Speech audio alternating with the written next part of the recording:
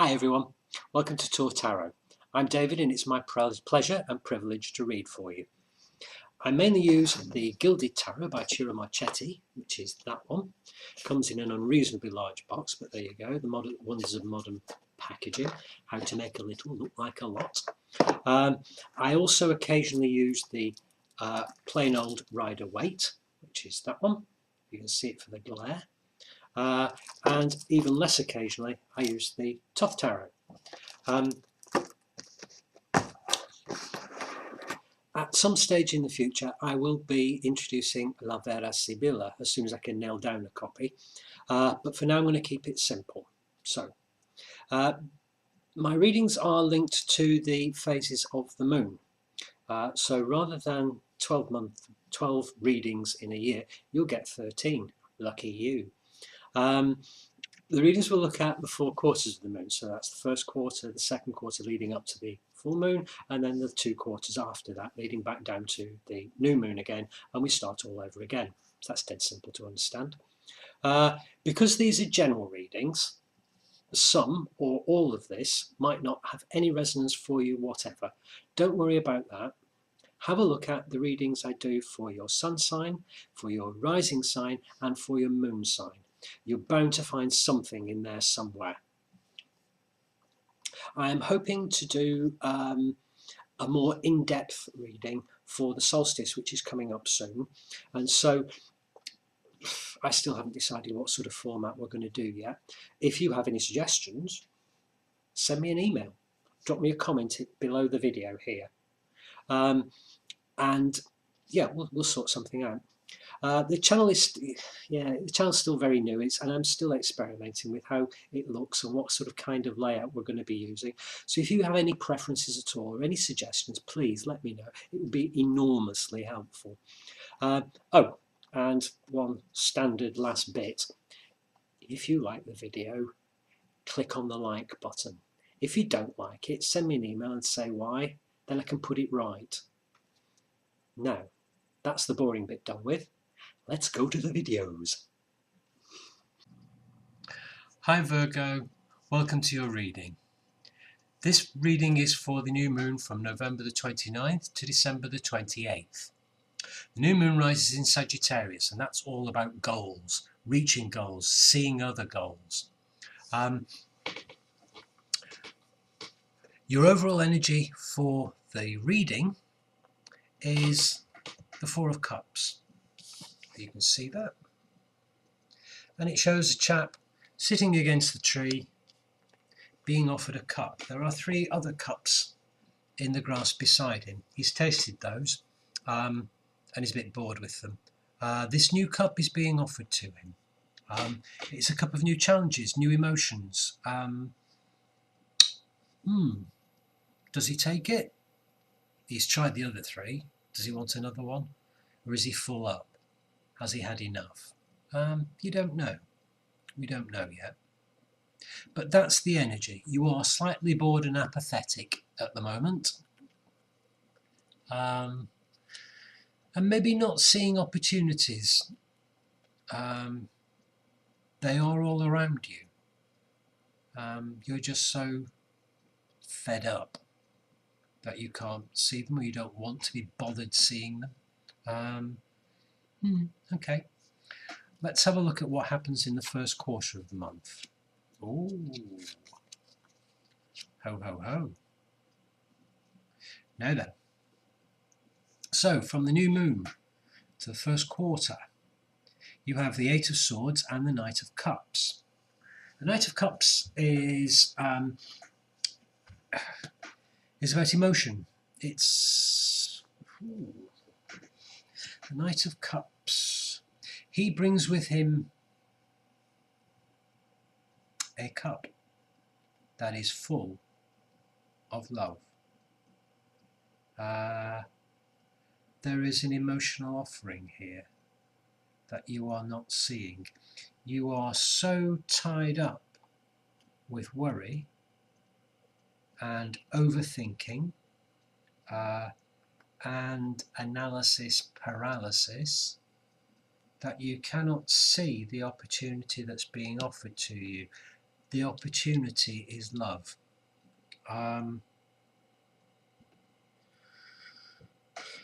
It's time to take the blindfold off, maybe, and see your way out of this maze of swords. Because that something which you have been longing for is actually being offered to you, and you are not seeing it. Let's have a look at what happens leading up to the full moon. You have the Queen of Swords and the Page of Pentacles. The Queen of Swords and the Page of Pentacles. The Queen of Swords is a very harsh woman. She has been through a lot in her life. She has known sorrow and hardship, and that has taught her to be careful, cautious. She doesn't take shit from nobody, and she's not afraid to use her sword. She can be a good ally because she sees very clearly. She can see through the bullshit, but she can also be a formidable enemy. The Page of Pentacles, on the other hand, is a youthful energy. He's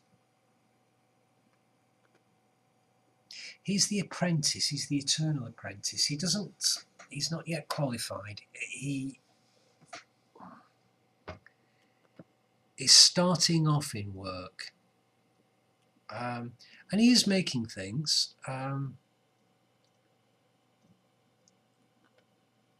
But he loves display. He likes to talk about his achievements. And he will pass them off as something rather wonderful when they're really quite ordinary. Because he's youthful and he's inexperienced. I would say he knows the price of everything and the value of nothing. Interesting pairing.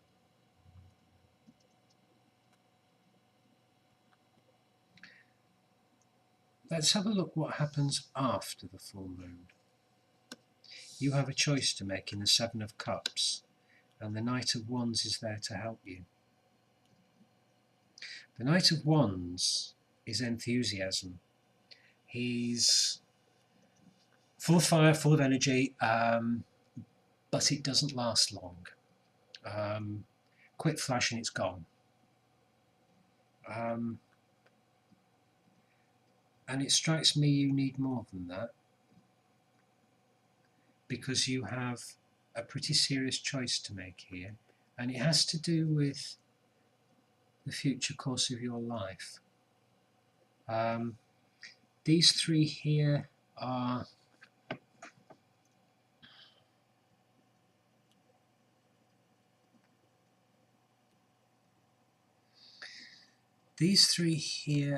the people who are involved in this boredom, this apathy, this unwillingness to actually see your way out.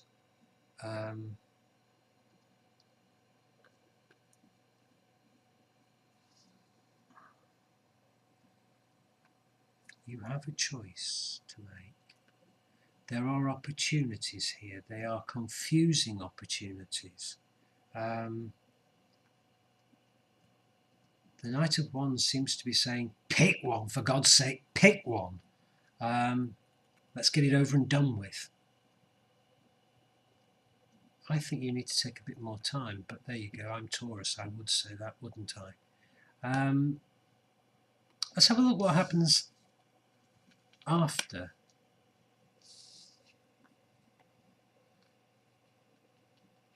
At around about the time of the solstice, you have the Five of Wands and the Three of Cups. Five of Wands talks about conflict, but it is a gentle sort of conflict. It's an argument that's not really worth having. It's just sort of, yeah, we're just testing it out. It can be just friendly banter at work, which is quite insulting if you are an outsider. But if you're inside it, yeah, it's just friendly banter. You call each other appalling things, but you don't really mean them, and you know you don't mean them. You're actually really good friends. Really good friends, so good that you're out celebrating together at the end of the year.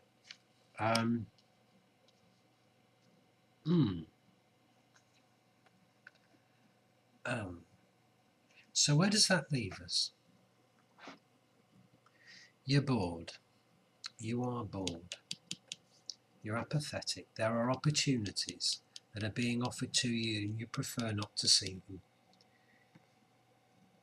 because you're worried about something. Something is worrying you, and it has to do with these three.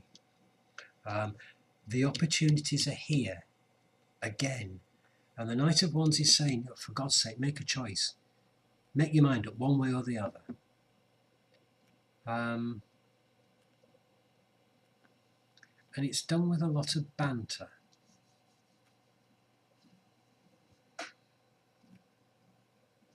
But it all comes good in the end. There is reason to celebrate. There is a reunion, perhaps. There is something to celebrate. You will have a bloody good Christmas, Virgo.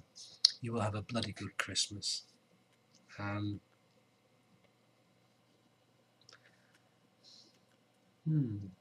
But you have to make a choice somewhere along the line. Because there's love here, and you may very well miss out on it. Okay.